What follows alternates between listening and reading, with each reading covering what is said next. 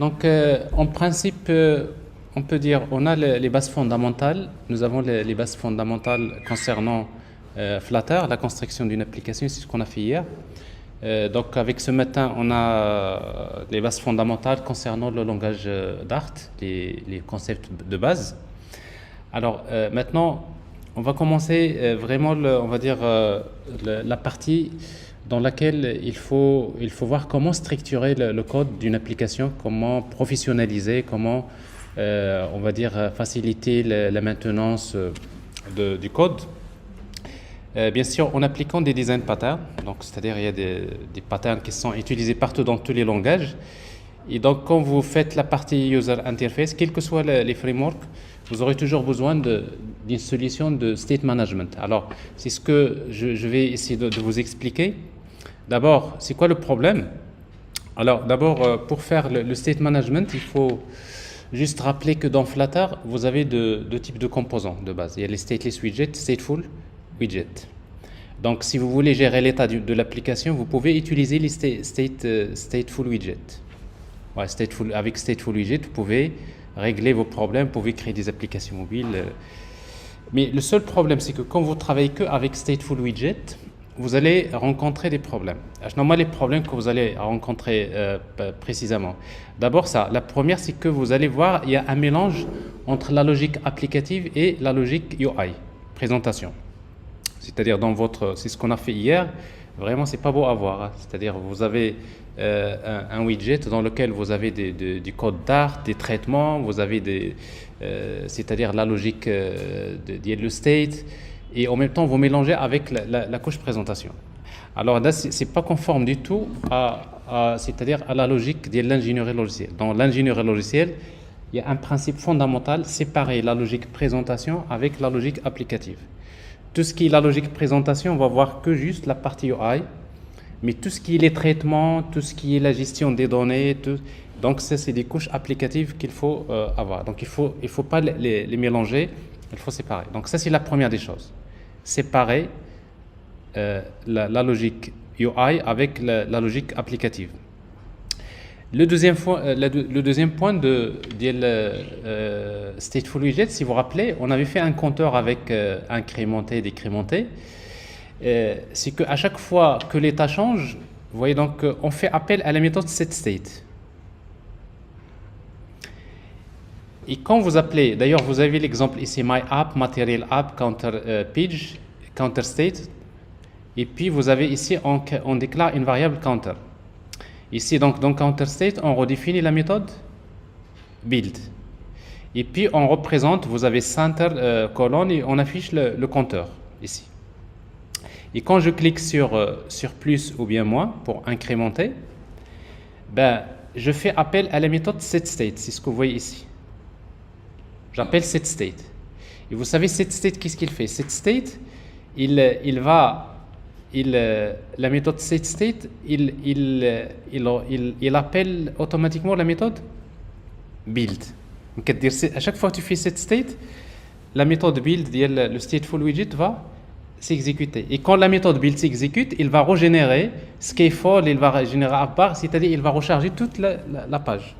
C'est-à-dire même si par exemple il n'y a que le compteur ici qui change, c'est que tout l'arbre des composants du widget va être régénéré.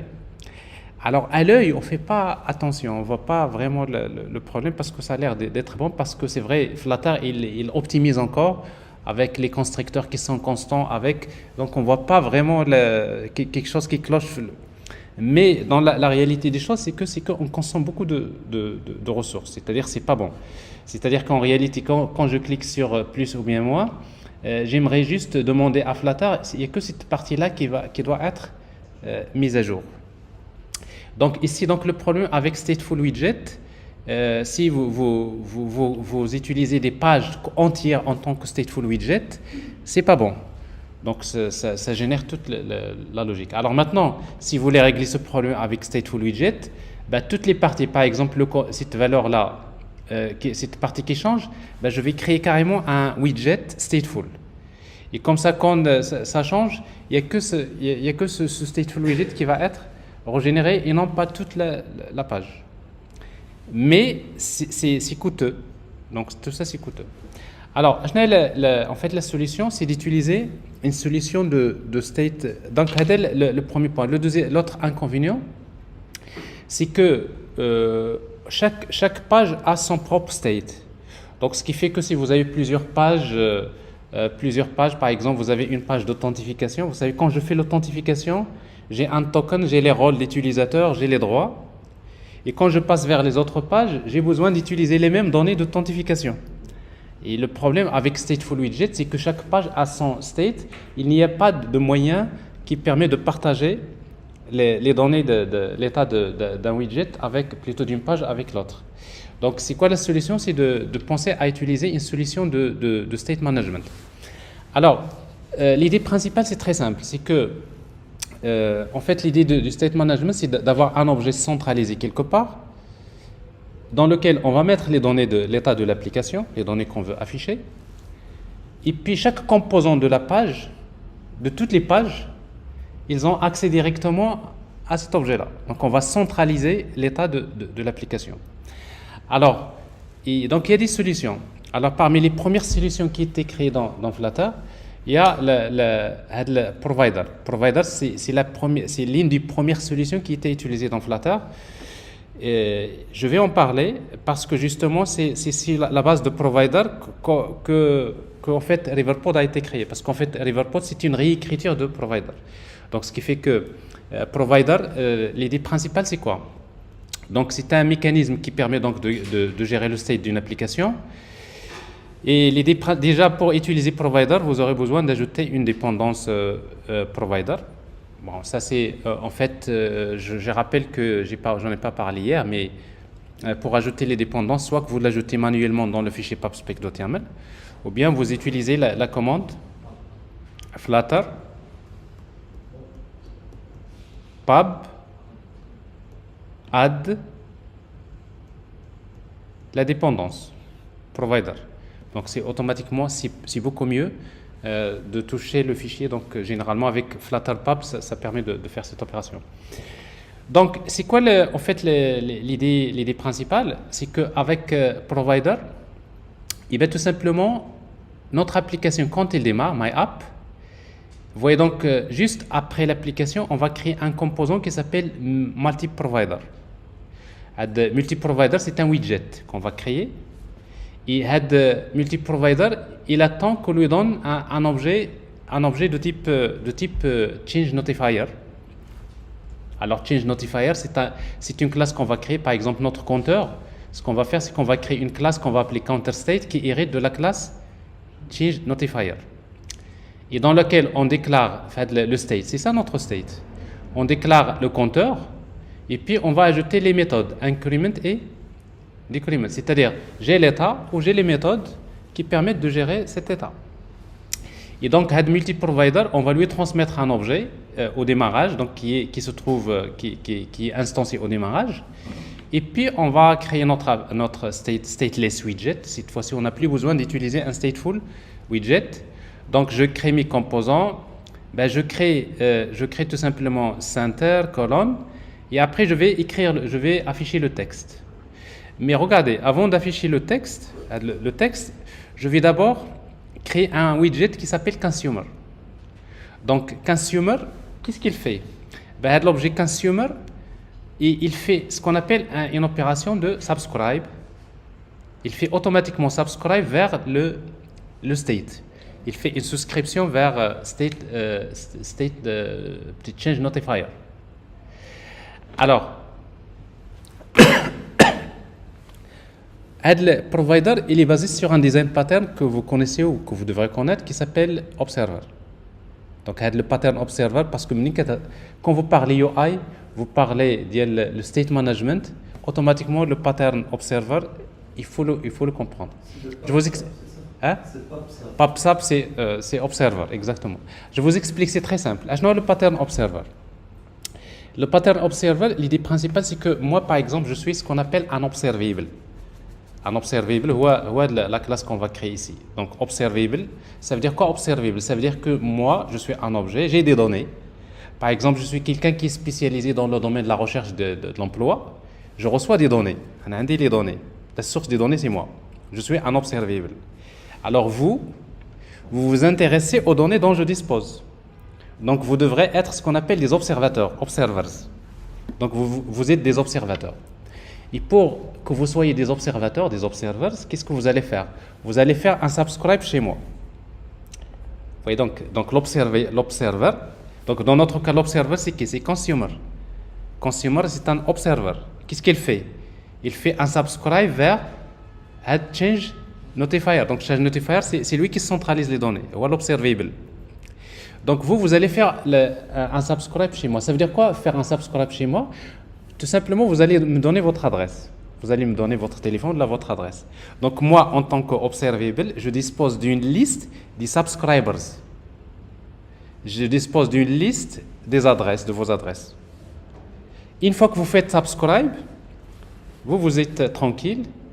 À chaque fois que mon état change, à chaque fois que je reçois des données, à chaque fois il y a des nouvelles informations, à chaque fois que mon état change, je vais notifier les observateurs.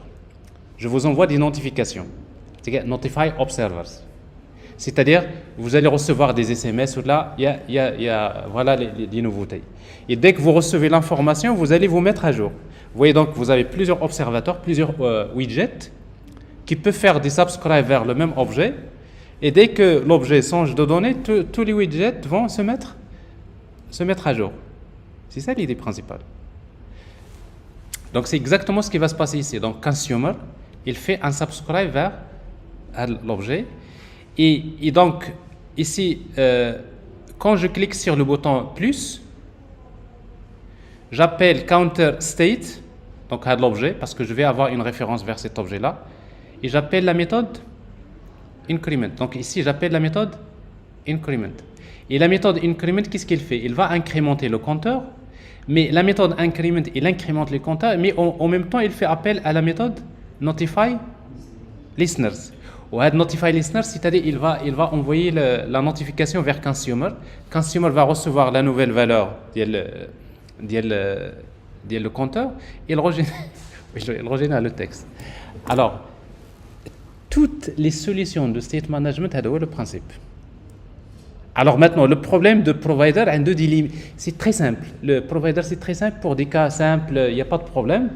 Mais le problème, c'est que, en fait, provider, si vous avez des grands projets, c'est pas bon. C'est-à-dire, on a besoin de mieux structurer le code. Donc, ce qui fait que ça, c'est, si vous voulez, la base. Alors, je vous montre juste le code de state provider et après, on va passer vers Riverpod. Donc, vous voyez donc le state, comment le créer. Si vous voulez créer le state, on va créer une classe counter state, extend, change, notifier. Donc, l'objet observable, il doit hériter d'une interface ou bien implémenter une interface observable.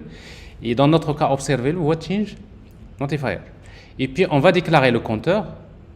Et puis on va créer les méthodes increment, decrement. Le seul problème dans provider, c'est que increment, il faut appeler notify listeners. C'est-à-dire à chaque fois que j'incrémente le compteur, j'en notifie les observeurs. Bon, ça, c'est pas bon parce que je suis obligé d'écrire ce code-là, je le répète plusieurs fois. Mais bon, dans les autres, normalement, ça se fait automatiquement. C'est-à-dire notify observers. Dès que je change le state, c'est le state qui va notifier les observateurs. Nous, par exemple, on ajoute, dans iOS, on ajoute une annotation à côté du propriétaire. Voilà, alors, c'est exactement, tout à fait. C'est le même principe. Le pattern observer, après, on va utiliser des annotations, après, on va implémenter, il y en a d'autres qui vont implémenter, hériter, mais c'est le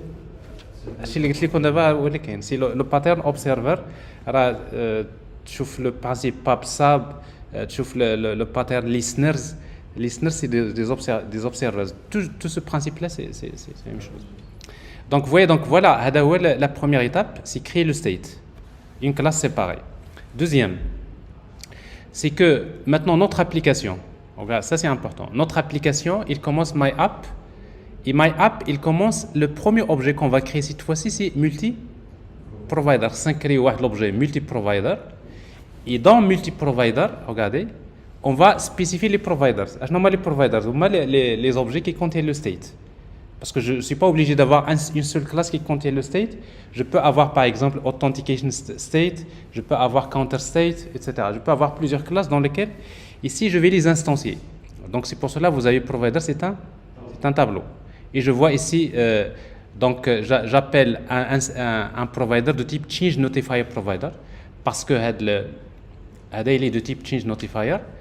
Et c'est un builder, donc il reçoit le contexte, et là je retourne un objet counter state. Donc vous voyez, donc au démarrage, j'ai multi-provider qui va pointer vers counter state. Donc ça veut dire que logiquement, parce que c'est la racine de l'arbre, indique le state. Ça veut dire que logiquement, tous les objets qui se trouvent sur l'arbre, ils peuvent remonter vers multi-provider, il retrouve le state. Donc c'est ce qu'on va faire ici. Donc je crée material app, theme data, etc. Je fais ma counter page. Et maintenant dans counter page, ici, counter page, eh bien qu'est-ce que je fais? D'abord, en fait, donc la counter page, la première des choses que j'ai besoin d'une référence vers counter state. Comment dans n'importe quelle classe ou bien de widget, je veux avoir une référence, et bien il suffit, donc en tout cas pour provider, on va utiliser provider of c'est comme si je dis à provider, cherche-moi dans la liste des providers un objet de quel type? De type counter state. Ben, il va le chercher et je vais le stocker dans une variable qui s'appelle counter state. Donc vous voyez, donc j'ai une référence vers le state. J'ai le contexte, sauf que ici, bon, ça il faut spécifier l'objet, est-ce qu'il est à l'écoute ou là, listen. C'est-à-dire, est-ce que cet objet-là lui-même, si listen égale à true, ça veut dire que l'objet lui-même, il est à l'écoute. Alors ça, c'est l'un des inconvénients des head provider. C'est vraiment, parfois vous manipulez des paramètres. Si vous ne savez pas les manipuler, ça peut parfois poser quelques petits soucis. Mais en tout cas, ça c'est juste l'idée principale. Alors maintenant, qu'est-ce qui reste? Donc vous voyez, donc ici j'ai counter state. Je vais arriver maintenant vers quand je vais afficher le texte, le compteur. Donc vous voyez, donc je veux afficher le compteur. Ici j'ai la colonne et je dois créer un objet consumer. Donc consumer, comment je fais? Donc je fais consumer. Je fais un consumer de quel type? De type counter state. Donc un consommateur de counter state. Et Tawa, c'est un builder qui reçoit quoi? Contexte. Il reçoit le paramètre counter state, c'est-à-dire il te donne la référence, et un autre paramètre child, généralement, que vous n'avez pas besoin d'utiliser. Et je vais retourner texte. Et moi, ce qui m'intéresse, c'est CS. CS, what counter state, le deuxième paramètre. Et qu'est-ce qui m'intéresse? Je vais accéder à la valeur. Et c'est quoi la valeur? C'est counter. Donc, je récupère la valeur du compteur et je l'affiche. Alors maintenant, la dernière partie, c'est que j'ai un bouton ici. Quand je clique sur decrement, ici, qu'est-ce que j'appelle? J'appelle counterstate.decrement. On a indiqué counterstate comme variable. Decrement, ça fait. Decrement, quand je fais decrement, c'est ça, j'appelle il fait notify listeners, ou automatiquement, il n'y a que le consumer qui va être régénéré.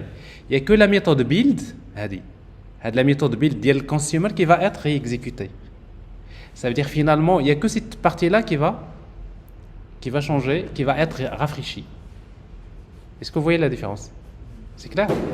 Alors, si vous avez compris le provider, parce que moi je conseille toujours pour quelqu'un qui travaille avec Flutter de commencer de comprendre d'abord la logique avec provider, mais provider pour les projets vraiment d'envergure, provider c'est bien pour des cas plus simples, des petites applications. Vous voulez un seul objet, state, etc. Vous pouvez l'utiliser. Mais les choses ont beaucoup évolué parce qu'après, il y a des critiques qui peuvent être faites à provider, ce qui fait que vous avez d'autres solutions qui ont été développées. Alors justement, la même personne qui avait développé provider, il a créé une autre solution qui est beaucoup plus intéressante, qui s'appelle Riverpod. Alors, il y a d'autres solutions qui ont été créées, donc que vous pouvez utiliser comme Signals. Bon, il y en a ceux qui utilisent Signals, donc ça c'est un pattern également qui était introduit dans Angular récemment, mais que vous pouvez réutiliser dans Flutter. Et il y a Block Pattern. Alors Block c'est Business Logic Component, c'est une solution également qui est utilisée dans les grands projets. Donc ce qui fait qu'aujourd'hui, vraiment, si vous faites le développement Flutter, vous avez soit Riverpod, soit Block. Ça c'est, si vous voulez, vraiment pour les grands patterns. Mais autrement, si vous voulez, vous pouvez utiliser Signals également. Il est très simple, ça permet il est un peu plus récente. Donc pour notre cas, on va rester sur Riverpod, ok? Parce que les projets, je pense, de vos collaborateurs en haut, donc ils sont la base, les projets sont développés sur la base de Riverpod. Donc ce qui fait que vous allez opter pour cette solution.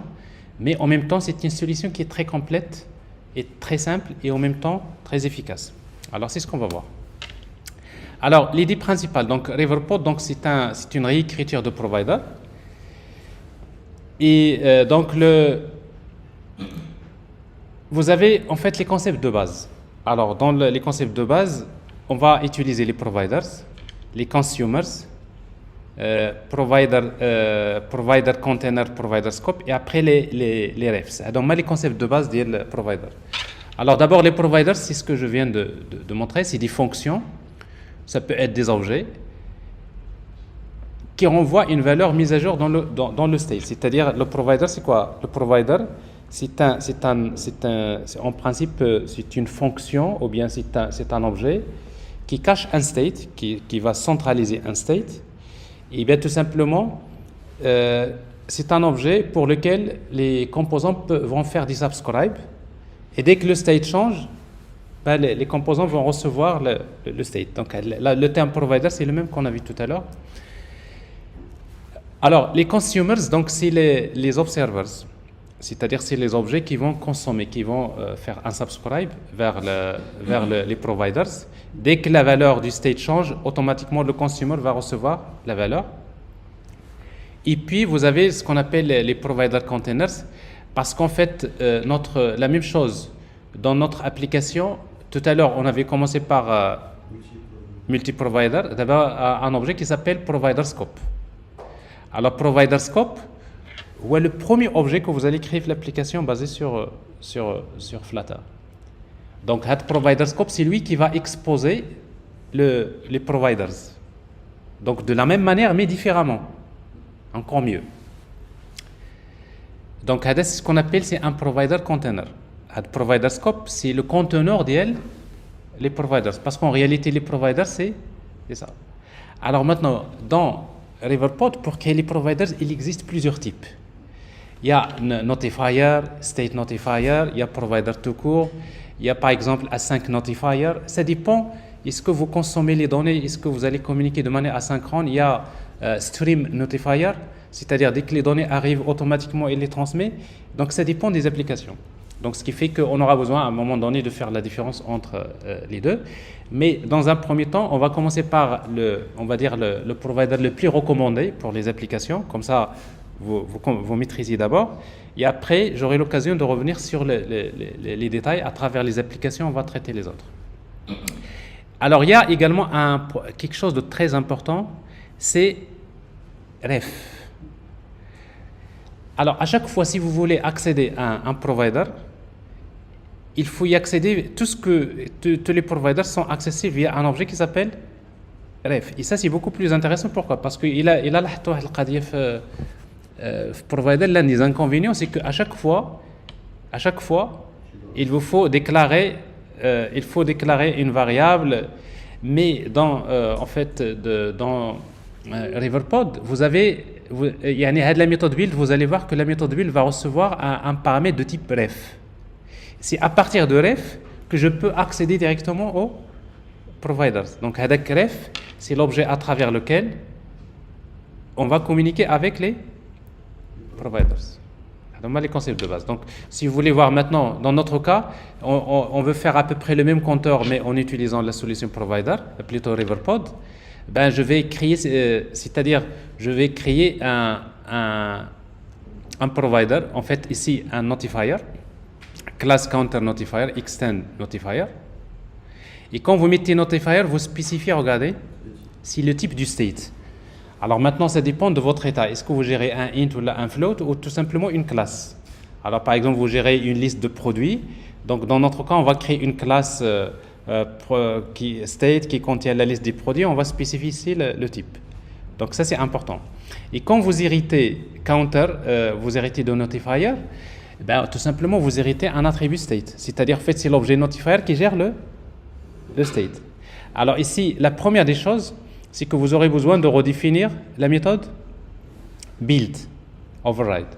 Au fait, la méthode build, il faut retourner l'état initial. Parce que vous savez que quand vous avez la gestion du state, quand votre application démarre, elle démarre avec un état initial. Alors dans notre cas, on suppose que notre state, par défaut, la valeur c'est 1. Alors ici, ça peut être, vous instanciez un objet de votre state dans lequel vous mettez les valeurs par défaut. Ensuite, bah, vous avez les méthodes increment. Alors, sauf que maintenant, vous voyez donc le state, c'est pas à nous de le déclarer ici. C'est pas comme dans le cas. Regardez, dans provider, regardez. Nous avons déclaré counter. Dans notre cas ici, c'est que change notifier, il gère déjà un objet de type state.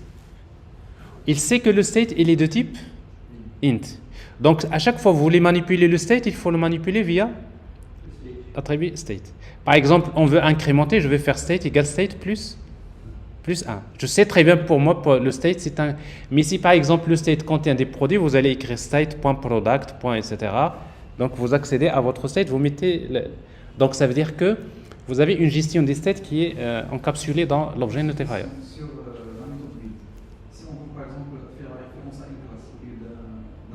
Alors, c'est chez les clics d'abord. Supposons par exemple une liste de produits. Ben ici, donc, il faut créer une liste de produits. On appelle le constructeur, bien sûr. Return, le constructeur. Maintenant, on a vu que le seul moyen pour créer les objets, c'est d'appeler le constructeur ou bien les factories. D'accord? Mais généralement, on va voir dans les bonnes pratiques, c'est que vous créez la classe, votre classe qui contient le state, et vous créez une classe qui s'appelle initial state, qui hérite de state. Ou comme ça, ici, vous retournez directement un objet de type initial state. Bon, ça, c'est des pratiques qu'on va essayer de voir. Donc, oui. Générique. Oui. Alors, en fait, vous savez, dans la généricité, c'est-à-dire si vous regardez le code de notifier, il manipule l'attribut qui s'appelle state. Pour lui, state, il le déclare de quel type? Il le déclare d'un type T, type générique T. Donc, c'est-à-dire, donc c'est à nous de dire, quand on va hériter de notifier, c'est à nous de dire le type T qu'il gère, il est de quel type. Donc, c'est à moi.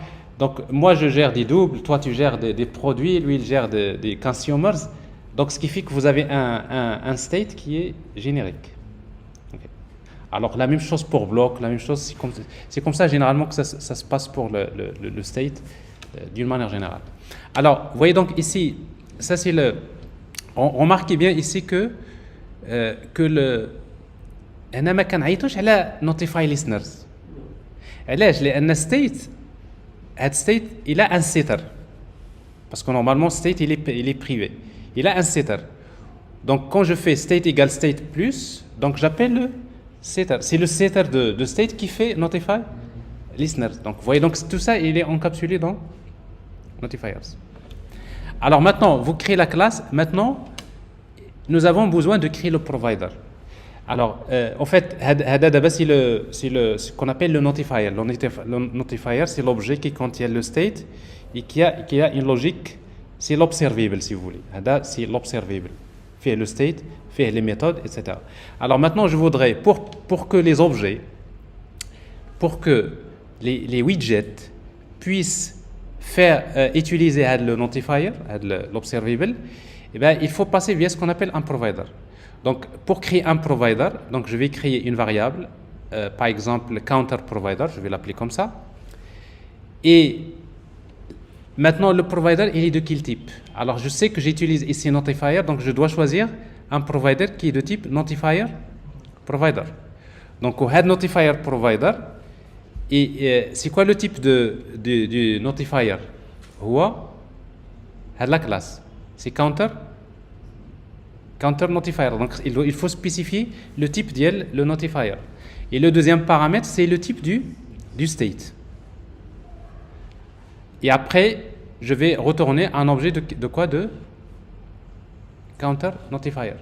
Donc, finalement, j'ai le provider, il encapsule l'objet notifier. Maintenant, dans mon application, qu'est-ce que je vais faire? Regardez la méthode main. D'abord, il commence par provider scope child my app. Là, on n'a plus besoin, ماشي بحال provider.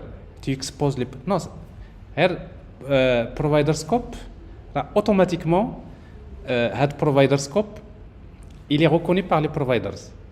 Donc ce qui fait que vous avez provider scope, vous avez my app, material app. Alors maintenant, vous avez deux façons maintenant pour créer des consumers. Le premier, si vous voulez que votre widget, si vous voulez que, par exemple, dans notre cas, counter page. Alors, counter page, regardez. Counter page, regardez, il hérite de quoi?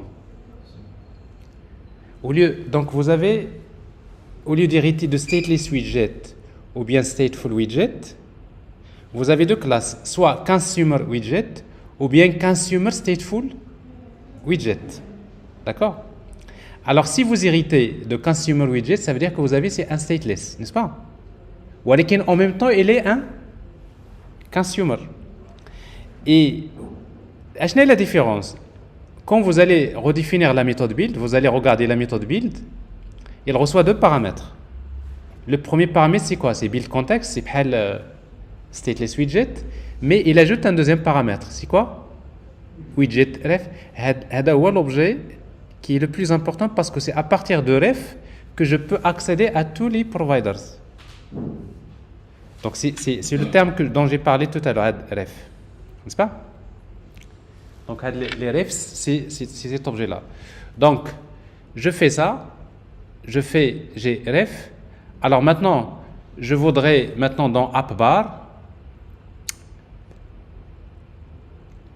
Alors maintenant, si vous voulez consommer un provider, c'est très simple. Il suffit d'utiliser ref watch,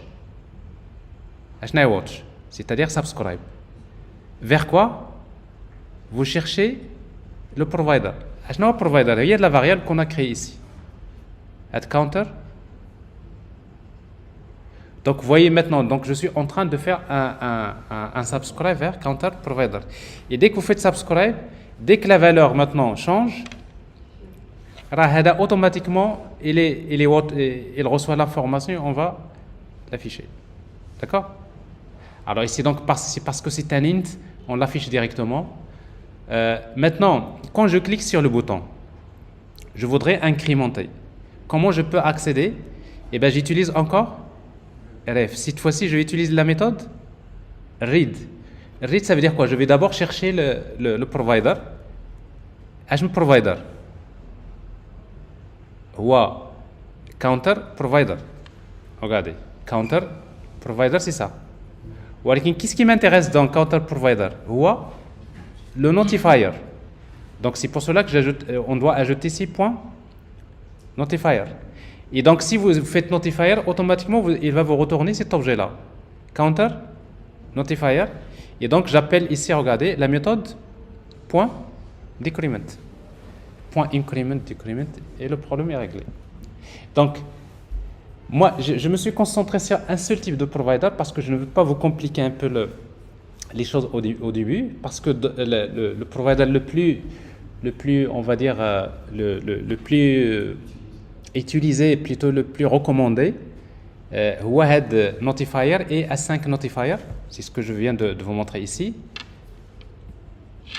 notifiers et async notifiers. Par exemple, quand vous faites des requêtes vers le backend avec des features, vous voyez? Donc là, on va utiliser async notifier. Et quand vous avez async notifier, vous avez quelque chose vraiment de plus intéressant. Donc dans nos applications, les TP, il y a un exemple dans lequel on va utiliser notifier et un autre dans lequel on va utiliser async notifier. Alors maintenant, il existe d'autres providers. Il y a des providers, si vous voulez juste lire les données, vous ne voulez pas les modifier, vous pouvez créer un objet de type provider. Si vous voulez créer un provider qui contient que des valeurs simples, des int, des floats, et que vous voulez lire, modifier, vous allez utiliser state provider. Mais si vous voulez avoir quelque chose de complet, vous utilisez notifier provider et async notifier provider. Alors, c'est pour cela que je vais vous montrer un peu comment. Alors déjà, il faut remarquer ici que j'ai utilisé add consumer widget. Alors, si vous utilisez consumer widget, ça veut dire que quand la valeur change, si la méthode build va s'exécuter, il va régénérer tout le widget. On est d'accord? On est bien d'accord? Parce que consumer widget, quand la valeur change, la méthode build va s'exécuter. Mais si vous ne voulez pas changer la totalité de la page, eh bien vous allez utiliser consumer. Exactement comme l'autre. Je ne sais pas si je l'ai ici. Alors, main dart. Donc ça c'est main, voilà. Pour ne pas, si vous voulez utiliser un stateless, voilà, ici, vous héritez de stateless widget. Et là où vous voulez par exemple consommer, vous utilisez l'objet consumer. Et vous voyez donc l'objet consumer, il reçoit, quand vous avez la méthode build, il reçoit le contexte, ref et child. Exactement comme provider. Et après ici, donc j'affiche la valeur.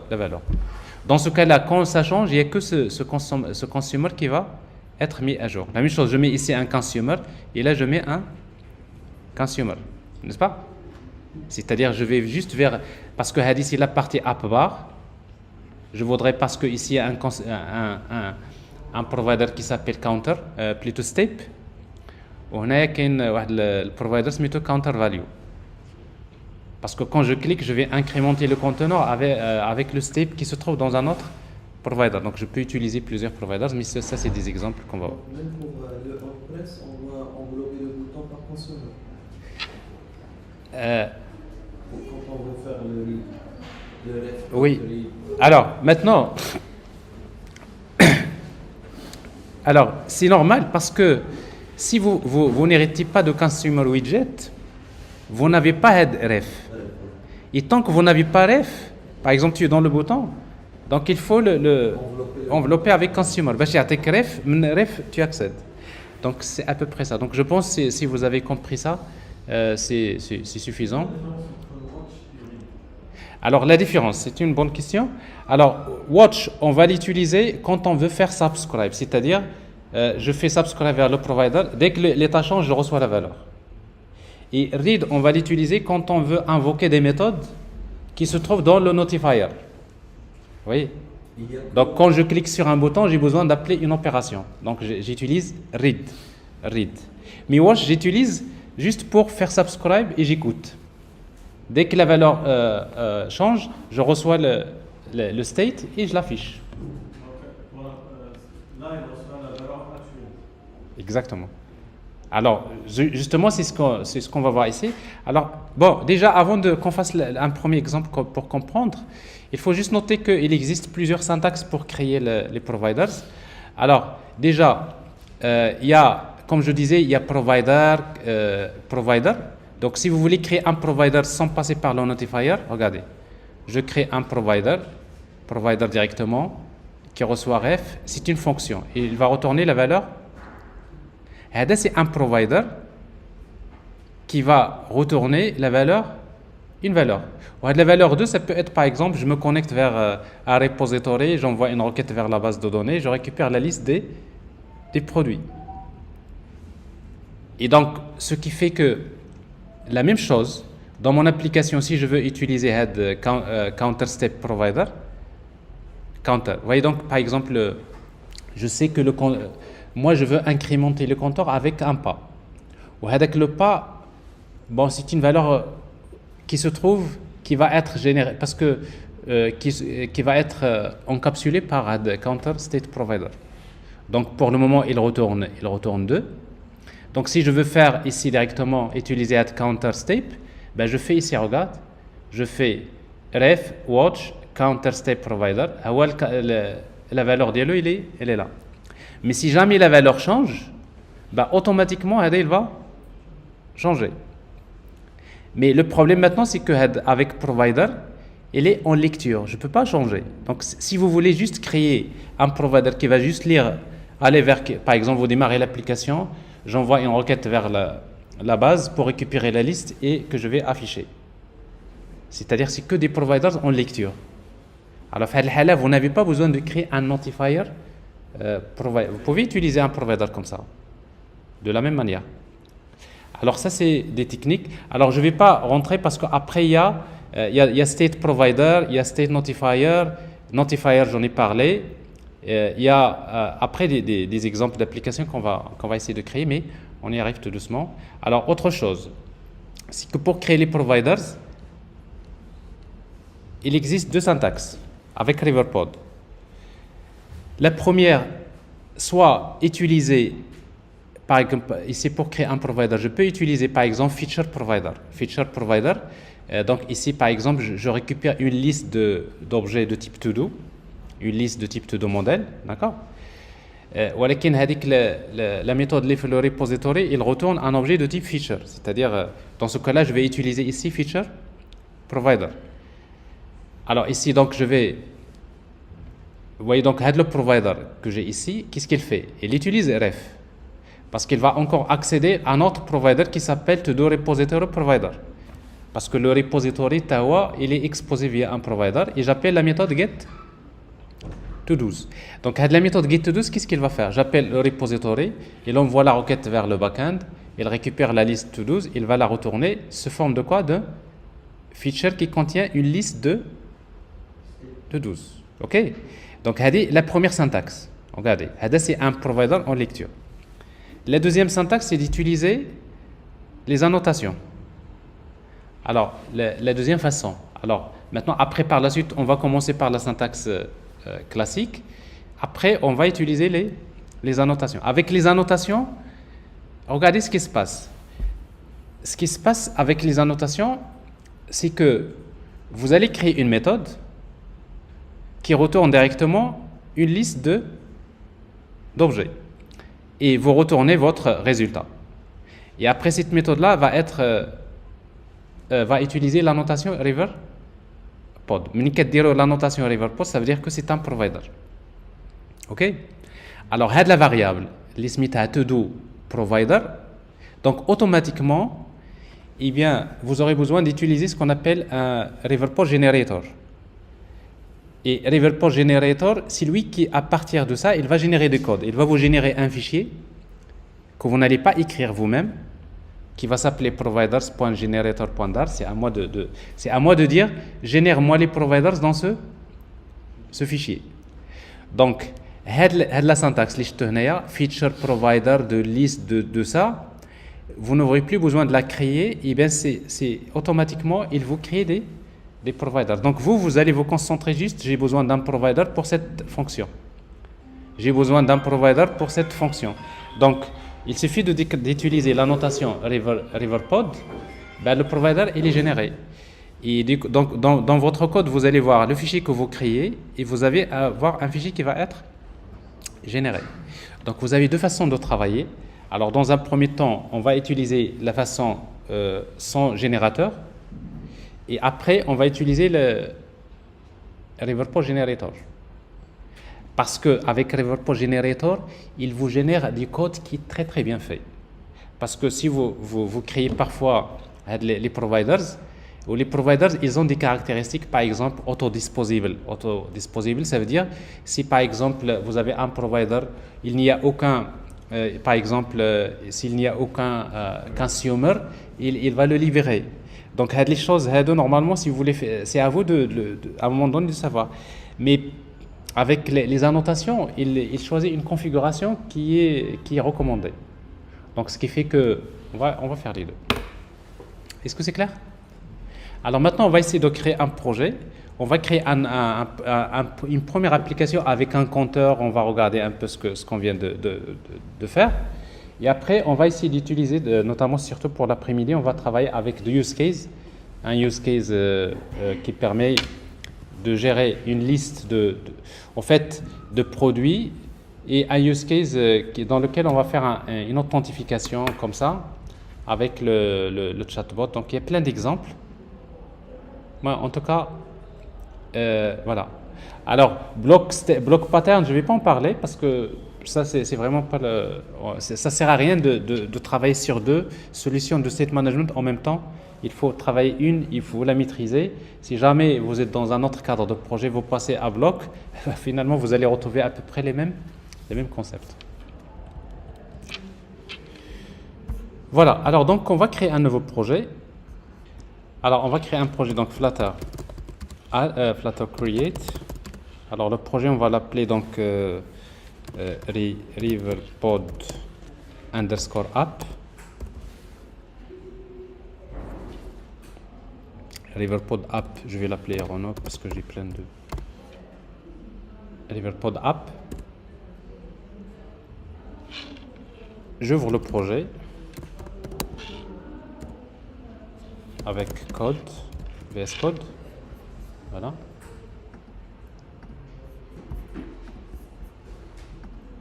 Ok. Ça fait.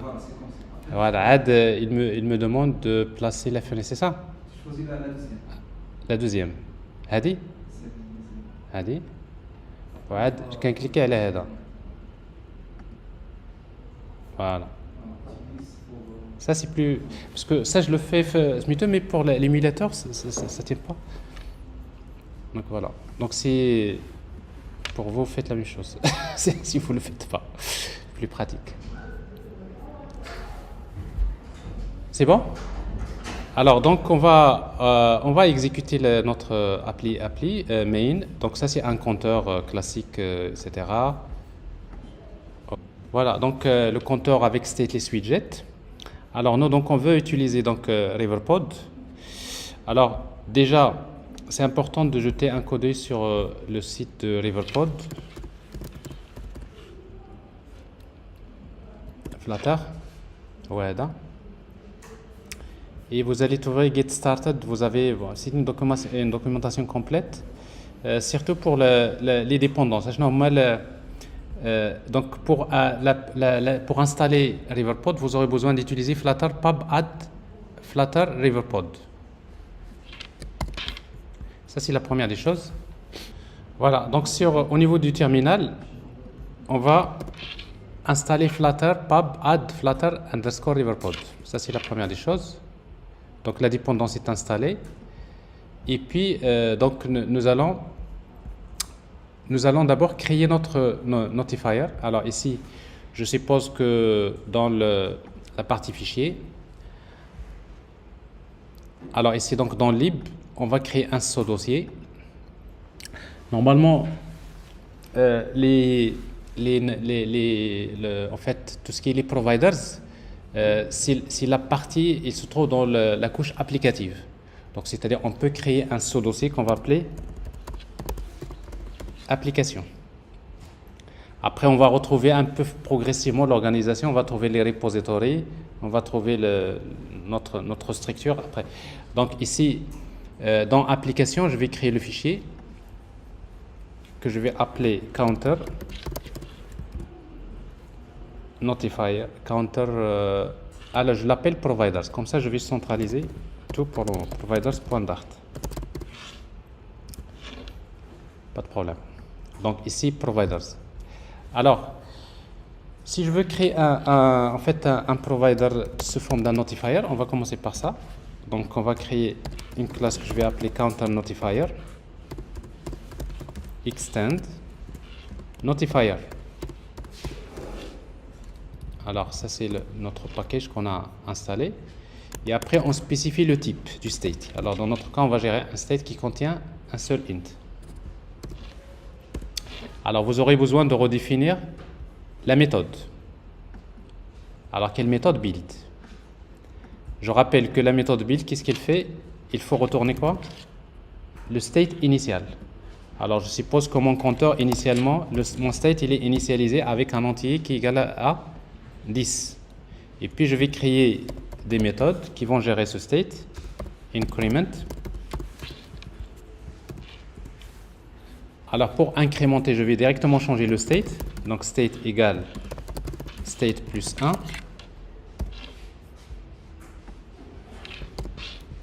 Et decrement. State égale state moins 1. OK?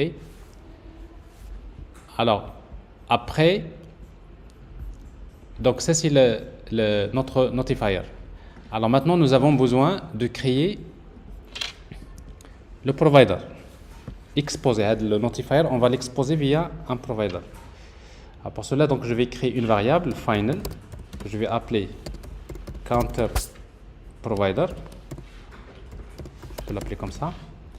Directement, il faut, du moment qu'on va utiliser counter notifier, donc je vais utiliser ici notifier provider. Notifier provider. Alors notifier provider, vous spécifiez, c'est un type générique.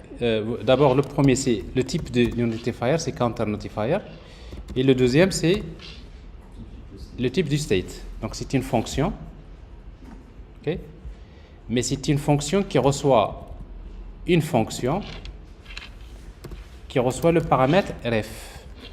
Il transmet toujours ref. Le provider, il se peut que j'ai besoin de faire appel à notre provider, si vous voulez. Donc je vais retourner directement un objet de type counter notifier. J'ai dit une bêtise, mais ici dans le provider il n'y a pas de paramètre. C'est une fonction sans paramètre.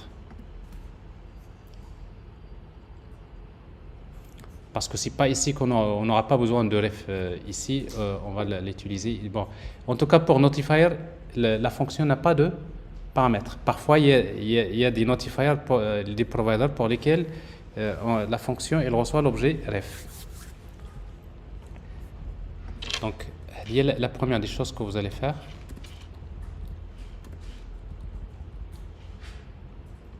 Voilà. Alors, c'est pas beaucoup, mais on commence déjà à comprendre les choses parce que juste après, on va passer pour des cas avec un state un peu plus compliqué. Et là, vous allez commencer à voir l'intérêt.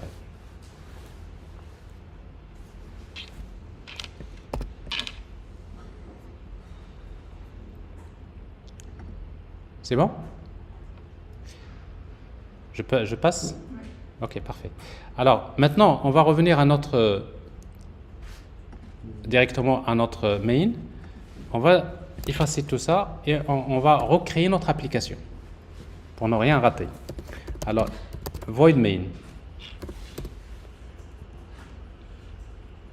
Alors, main, il fait appel à run app. Et run app, cette fois-ci, il doit commencer d'abord par scope provider scope. Scope provider. Scope provider scope. Provider scope, il est là. Alors ça c'est important. Parce que c'est provider scope, c'est lui qui est le conteneur des providers. Et les providers, c'est moi qui a les données. Et donc mon application ici, je peux dire my app.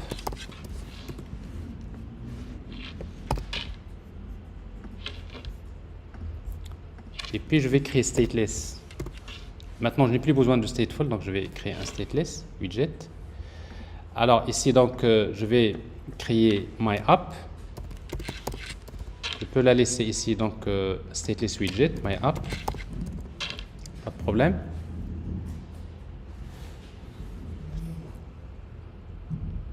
Et ici, donc, je vais utiliser material app. Et material app va utiliser whom, dans lequel on va utiliser counter page. Voilà. Ça, pas nécessaire. Counter page. Et maintenant, on arrive à notre counter page qui va s'afficher. Alors, counter page, c'est un stateless widget. Alors, vous pouvez l'appeler stateless consumer. Vous voyez donc, vous avez aussi, au lieu d'utiliser stateless, vous avez stateless consumer. Donc, directement, il vous crée une classe qu'on va appeler counter page. Vous voyez, donc counter page hérite de consumer widget. Si vous héritez de stateless, il faut vous laissez stateless, mais il faut ajouter ça manuellement. OK?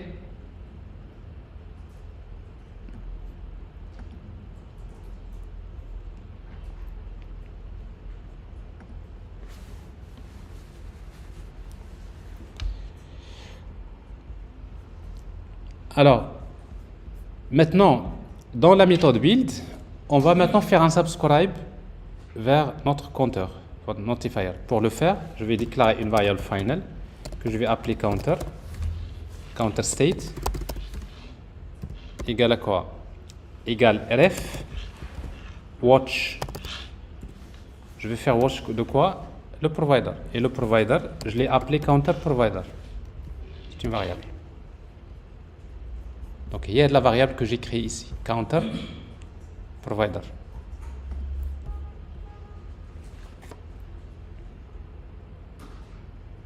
C'est clair? Alors maintenant, je vais créer mon application Scaffold. Dans Scaffold, j'ai appbar avec le titre texte de counter et dans body dans body, donc je vais juste utiliser l'élément center dans lequel j'ai child et je vais afficher un texte comme counter value égale à quoi est égale la valeur du compteur ou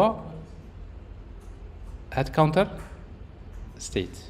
C'est une valeur simple, donc je mets $counter state. Ah.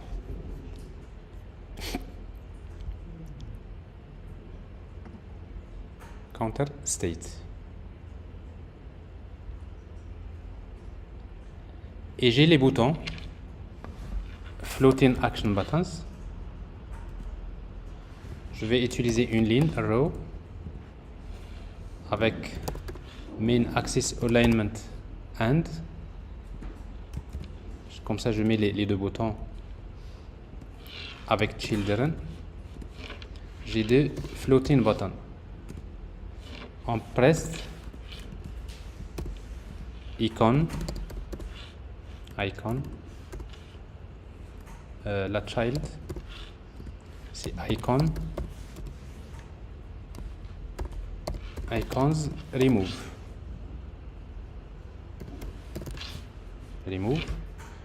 Le deuxième, c'est add, virgule.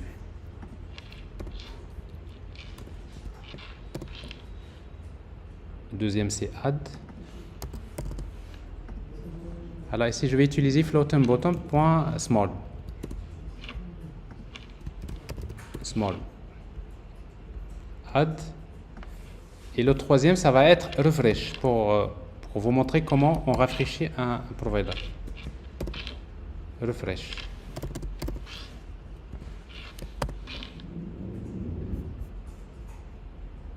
Je dois redémarrer parce que j'ai changé complètement le code. Donc vous arrêtez complètement l'application, vous la démarrez.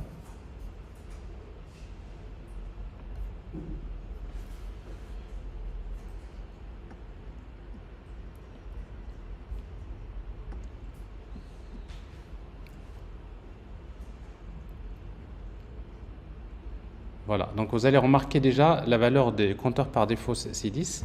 Alors si vous voulez que on va agrandir le texte de notre compteur ici, on va mettre virgule style font texte. Donc, style, text style.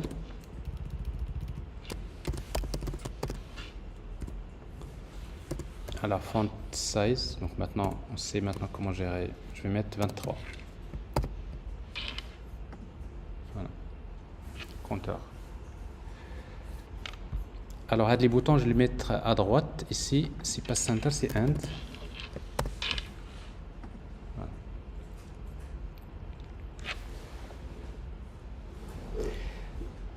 Alors maintenant pour incrémenter le compteur. Ici, voilà, decrement.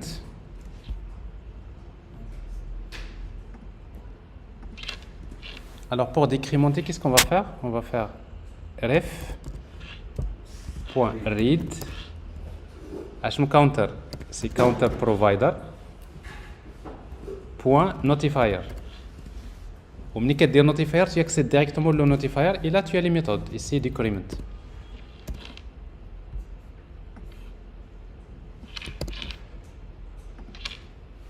Et là, vous avez increment. Alors ici, j'incrémente, vous voyez, ça marche. Je décrémente, il n'y a pas de problème.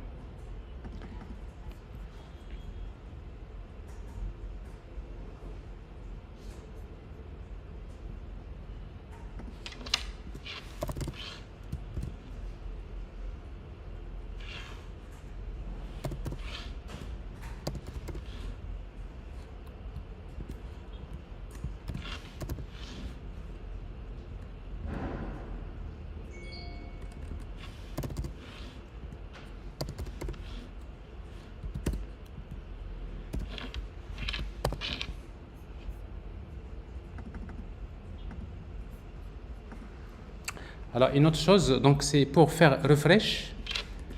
يعني un provider vous voulez vous voulez le refresh. Refresh c'est automatiquement il va réinitialiser le state. بحال كيرجع l'état initial ديال le state. Donc ça veut dire que avec la méthode build اللي كاينه في notifier il va se réexécuter.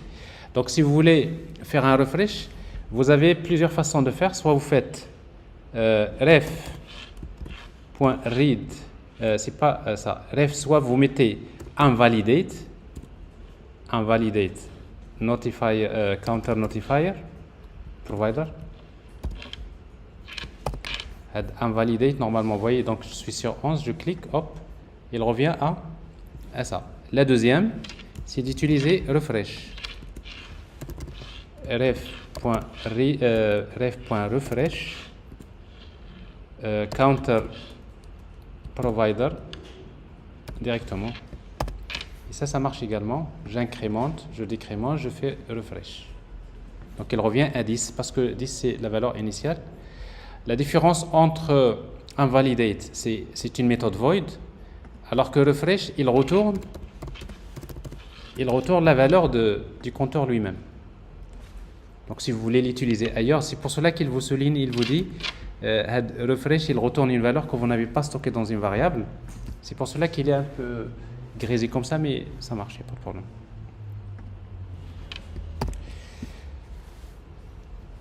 Bah, vous savez, c'est un petit compteur, mais maintenant vous avez compris la logique du provider. Si on a compris la logique, alors après on n'aura pas de soucis pour le reste. Je vais juste vous montrer comment utiliser la version avec Generator. Comme ça, on part sur le même compteur. Comme ça, je vais pas reprendre. Et autre chose, peut-être que je vais ajouter dans l'exemple. Supposons que le step, parce qu'incrémenter le compteur, je voudrais qu'il me provienne d'un autre provider. Il fallait me le dire parce que je vais juste faire plus. Comme ça. Donc il abrite pour le compteur lui-même, je pense que providers, donc il n'y a pas de souci, pas de problème. C'est ça? Pas de souci?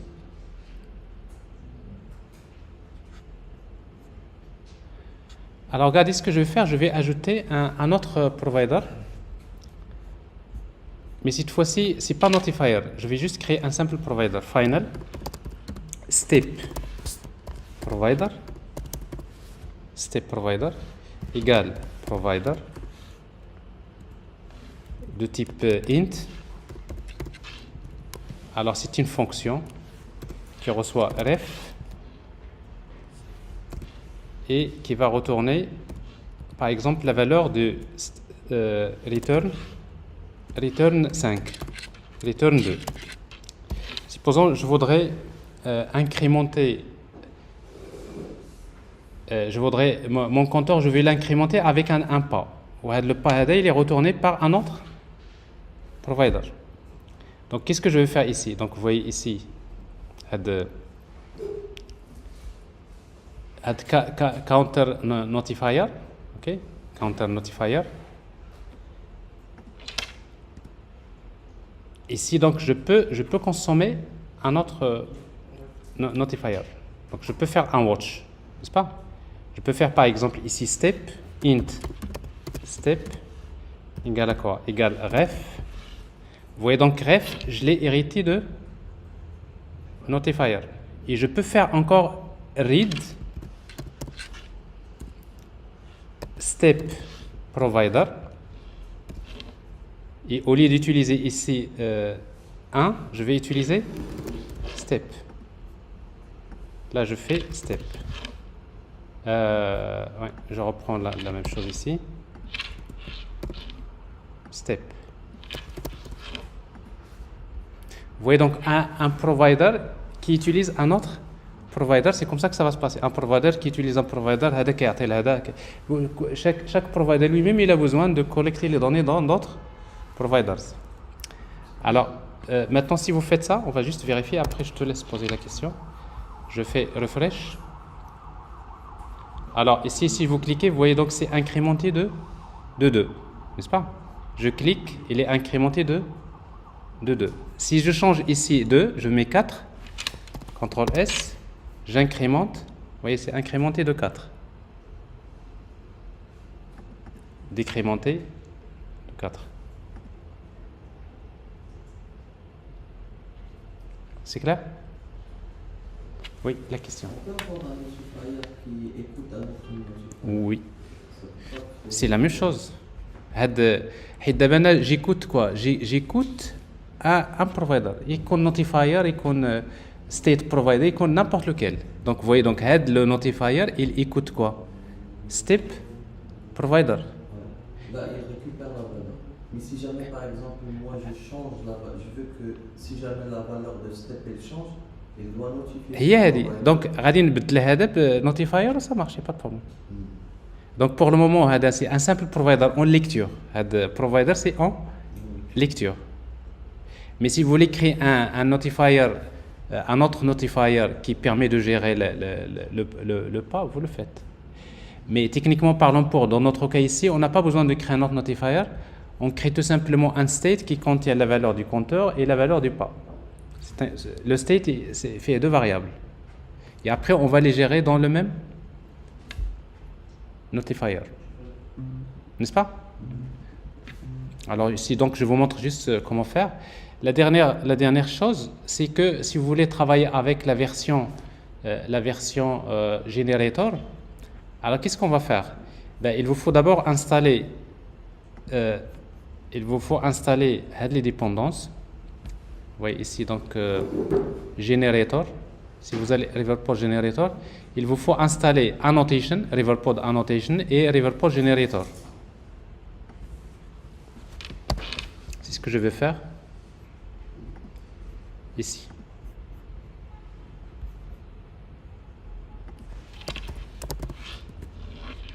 Alors, Riverpod Annotation, c'est une dépendance. ولكن Riverpod Generator, regardez, vous avez dev. Parce qu'il y a des dépendances en runtime, il y a des dépendances en dev. Et là, je te dis pas spec YAML, faire les dépendances classiques, faire les dépendances en dev. Alors ici, donc, je vais prendre ça. Generator, pod. C'est la deuxième. Il y a 3 en fait à installer. La deuxième. OK. La troisième, c'est celle-là. C'est build runner.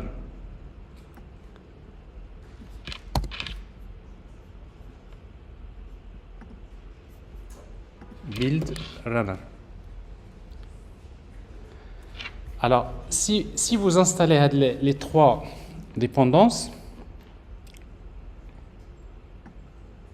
alors regardez la technique. Alors pour notifier,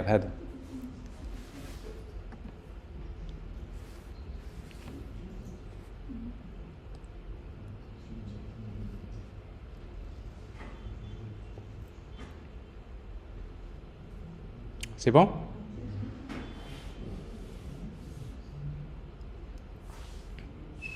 Alors, ce que je vous recommande, regardez juste la technique parce que juste après, de toute façon, vous avez l'enregistrement, tout ça. Et après, l'après-midi, on va traverser un use case, mais tout ça, c'est toujours, maintenant, c'est les choses qui vont se répéter. Alors, si vous voulez utiliser le principe, si vous voulez utiliser Generator, la première des choses, c'est que vous allez utiliser, pour les providers, il faut créer une fonction avec la notation provider. Pour notifier, on va utiliser la classe RiverPod. La notation. Vous voyez donc la notation, elle est sur quoi? Sur notifier. Walakin, si vous faites la notation, ça veut dire que on ne va plus hériter de la classe notifier. On va hériter d'une classe qui va être générée. Ou comment s'appelle la classe qui va être générée? La convention. Ça doit commencer par de underscore, dollar. Regardez. Alors ça peut paraître au début, mais après c'est très très pratique.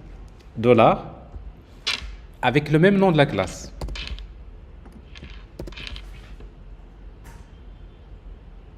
Donc votre notifier, il hérite d'une classe underscore dollar, le même nom de la classe. Mais la classe, il n'est pas encore généré. Si vous voulez qu'il soit généré, d'abord, il faut ajouter ici part dans le fichier. Il faut indiquer donc le nom du fichier dans lequel il va générer le code. Par définition, ça s'appelle providers. Je vais l'appeler providers. Vous pouvez l'appeler comme vous voulez. .g, .dart. Donc le G, ça veut dire generated. C'est pas du code que j'ai écrit. Il est généré par RiverPod. Donc, vous voyez, donc il faut faire ça. Jusque-là, il n'a pas encore généré. Alors maintenant, qu'est-ce qu'il reste à faire? Eh bien, il vous faut démarrer sur terminal, dans votre terminal. Donc, déjà, l'installation, vous avez RiverPod Generator, Annotation Runner, et la commande à exécuter, il y a des Dart, Run, Build, Runner, Watch. Vous avez des exécuter à chaque fois que vous avez la notation, il génère automatiquement. Donc, ça c'est Dart, Run, Build, Runner, Watch.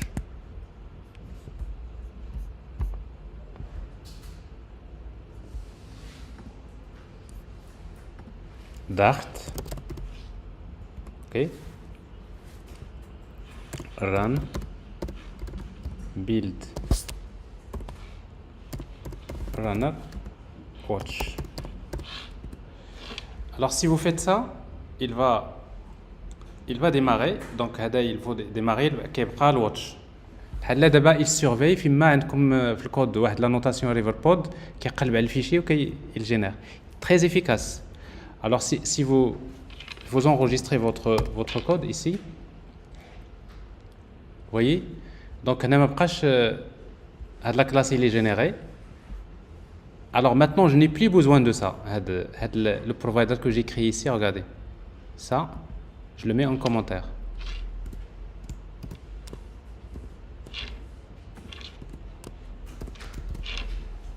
Le provider, regardez.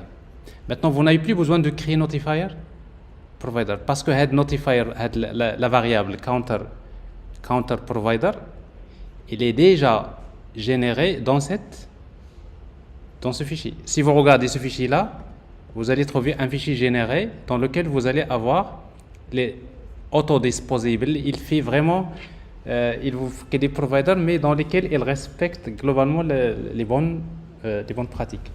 Alors maintenant, bon, ça c'est juste la technique, on va la reprendre sûrement après.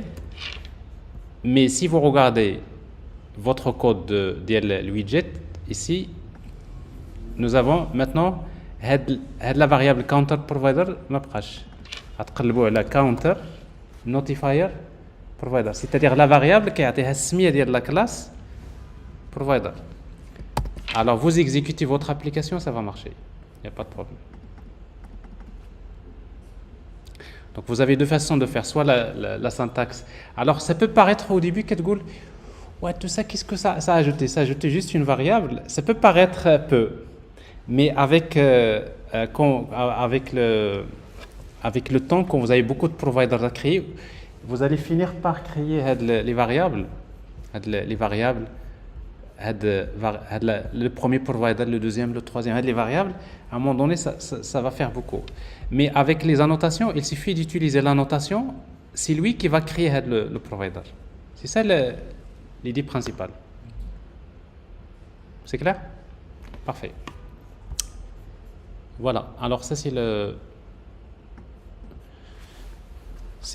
en fait les bases du state management. Donc l'après-midi, comme je disais, on va regarder en fait un exemple d'application dans lequel on va créer une application dans laquelle on va gérer une liste de produits comme ça. Et puis on va ajouter dans un panier. Quand je clique sur ajouter, on va voir le produit est ajouté. Et puis ce qui est intéressant, c'est que quand on va voir ici, on peut voir le nombre de produits dans le panier. Quand je supprime ici, ça va se décrémenter. Comme tout est lié, c'est-à-dire quand j'ajoute là, automatiquement ça s'ajoute là. Donc pourquoi? Parce que toutes les pages et tous les widgets vont faire des watch vers les mêmes providers. Donc je n'ai plus vraiment, d'ailleurs quand vous travaillez avec des gens qui font Android native, c'est catastrophique. C'est qu'à un moment donné, à chaque fois quand ils changent, il faudrait voir il faut changer les autres. Donc si vous passez par des patterns comme Observer, vous allez galérer. Quand vous avez une grande application, c'est que quand vous regardez votre code, le code, il faut le jeter. Donc les bonnes pratiques passent forcément par une solution de state management. Alors on prend la pause déjeuner. Voilà. Alors on va arrêter. Donc